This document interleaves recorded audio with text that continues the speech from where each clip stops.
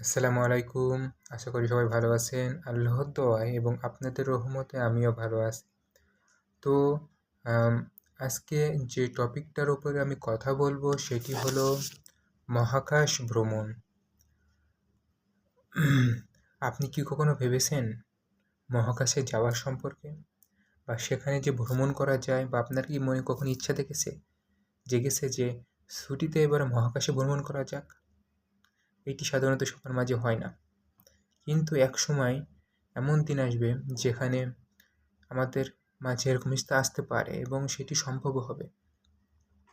তো আজকের ভিডিওতে আমি কথা বলবো মহাকাশ ভ্রমণ নিয়ে। মহাকাশ ভ্রমণ আসলে কি? বা মহাকাশ যে আসলে কি? মহাকাশ ভ্রমণ হলো এমন একটি বিষয় যেখানে মানুষ বিভিন্ন দ্রুতগামী যানে চেড়ে পৃথিবীর অরবিটের বাহিরে গিয়ে পৃথিবীকে যে পরিলক্ষণ করে বা ভ্রমণ করে এটাই হলো মহাকাশ ভ্রমণ। আমরা যেমন ঘোরার জন্য বা ভ্রমণ করার জন্য দেশের বিভিন্ন জায়গায় বা বিদেশে যাই, এটি এমন একটি বিষয় যেখানে ভ্রমণ করার জন্য মানুষ পৃথিবীর বাহিরে যাবে। এটি হলো মহাকাশ ভ্রমণ। মানুষ সর্বপ্রথম 1961 সালে মহাকাশে ভ্রমণ করে। তারপর থেকে মানুষ সচরাচর মহাকাশে ভ্রমণ করতে থাকে।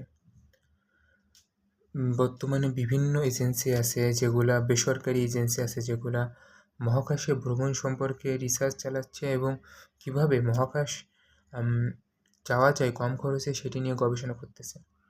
তার মধ্যে একটি প্রধান হলো স্পেস এক্স। এটি মহাকাশে যাওয়া সম্পর্কে বিভিন্ন গবেষণা করছে এবং এটি নিয়ে বিভিন্ন পরীক্ষা নিরীক্ষা চালিয়ে যাচ্ছে। মানুষ কেন মহাকাশে গেল? মানুষের কৌতূহল, মানুষের আকাঙ্ক্ষা, মানুষের যে জানার আকাঙ্ক্ষা, পরিলক্ষণ করার আকাঙ্ক্ষা ইত্যাদি দিক থেকে মানুষ মহাকাশে ভ্রমণ করে। মহাকাশে শুধুমাত্র আকাঙ্ক্ষার জন্যই যে মানুষ যায় এমনটি নয়। আজকে আমরা দেখতে পাচ্ছি মহাকাশে বিভিন্ন স্যাটেলাইট ঘুরে বেড়াচ্ছে, যেটি আমাদেরকে নেটওয়ার্কের বিভিন্ন সমস্যার সমাধান নেটওয়ার্কের কার্যক্রম করতে খুবই গুরুত্ব বহন করে। তো মহাকাশে মানুষ বিভিন্ন ভ্রমণ করার জন্য, বিভিন্ন নতুন বিষয় জানার জন্য, নতুন কিছু আবিষ্কার করার জন্য, মানুষের জীবনযাত্রার মান উন্নত করার জন্য মানুষ মহাকাশে ভ্রমণ করে।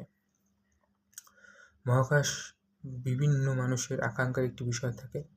অনেকে বলে মহাকাশে গেলে মহাকাশে যে পৃথিবীকে দেখলে তার দৃষ্টিভঙ্গি বদলায় যায়।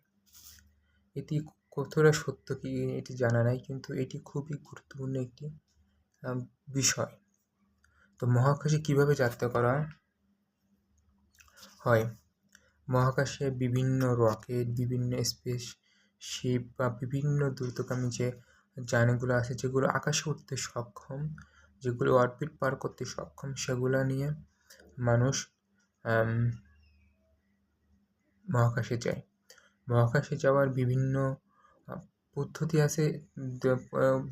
বিভিন্ন রকম মহাকাশ যাওয়ার পদ্ধতি। একটি হলো যে মহাকাশে অরবিটের ভিতর থেকেই শুধুমাত্র পৃথিবীকে দেখা, আর একটি হলো সম্পূর্ণভাবে অরবিটের বাইরে চলে যাওয়া। তো এই দুইটি পদ্ধতির মাধ্যমে মানুষ যায়। তো বর্তমানে সবথেকে বেশি যদি যাওয়া হয় তো অরবিটের ভিতরে থেকেই মানুষ দেখাকে খুবই গুরুত্ব দিয়ে থাকে বা খুবই পপুলারিটি। মহাকাশের জীবন কেমন? আমরা তো সবাই মহাকাশে ভ্রমণ সম্পর্কে ভাবতেছি, কিন্তু আসলে মহাকাশের জীবনটা আসলে কেমন? কেমন হয় মহাকাশের জীবনটা?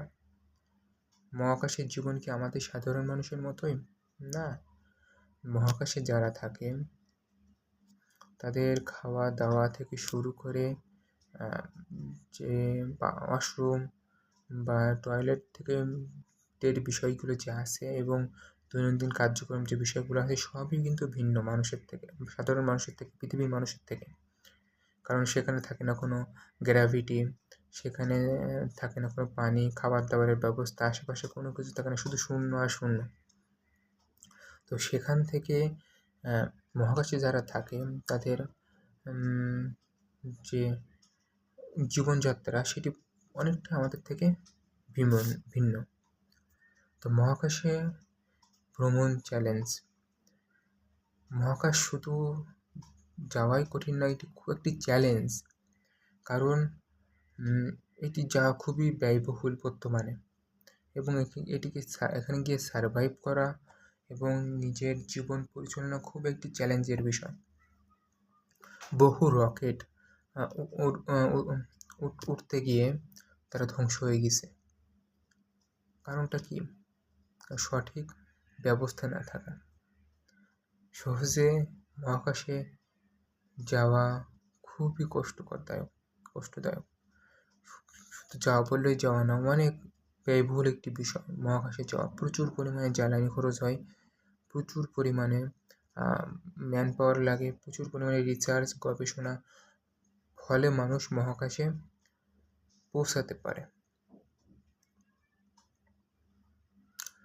তো ভবিষ্যৎ মহাকাশ ভ্রমণ কেমন হতে পারে? আমরা হয়তোবা জানি, যখন প্রথম দিকে প্লেন আবিষ্কার হয়, যখন এটি উড়া শুরু করে, তখন শুধুমাত্র যারা ধনী ব্যক্তি তারাই কিন্তু এটাতে ওঠার সুযোগ পেত। তো প্লেন কিন্তু প্রথম দিকে খুবই ব্যয়বহুল একটি বিষয় ছিল, যেটি ধনী লোকেরা ছাড়া বহন করতে পারত না। কিন্তু বর্তমানে আমরা জানি তো সবাই, ধনী থেকে গরিব সবাই এটিতে ভ্রমণ করতে পারে, এবং এটি সবার জন্য একটি সহজলভ্য বিষয় হয়ে গেছে। ভবিষ্যতেও বর্তমানে যেমন রকেট মহাকাশে যাওয়া ব্যয়বহুল, কিন্তু ভবিষ্যতে আশা করা যায় যে প্রযুক্তির উন্নতির ফলে এবং এটির অগ্রসরের ফলে এটির ব্যয়ের হার অনেক কমে যাবে, এবং সাধারণ মানুষ বা মধ্যবিত্তরাও চাইলে মহাকাশে সহজে এবং সহজ পদ্ধতিতে ভ্রমণ করে আসতে পারবে। তো কিছু মজার ফ্যাক্ট আছে যেগুলো আমি আপনাদেরকে জানাতে চাই। যেমন, আমরা তো পৃথিবীতে থাকি, পৃথিবী থেকে আমরা দিনে একবার সূর্যোদয় এবং সূর্য অস্ত দেখি, কিন্তু যারা মহাকাশে থাকে তারা বহুবার সূর্যোদয় এবং সূর্য অস্ত দেখতে পায়।